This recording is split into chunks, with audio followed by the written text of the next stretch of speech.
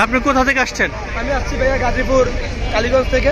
আচ্ছা, বাট আসছি এখন সকাল 6টায় আসছি, 7টায় সিটে ছিলাম।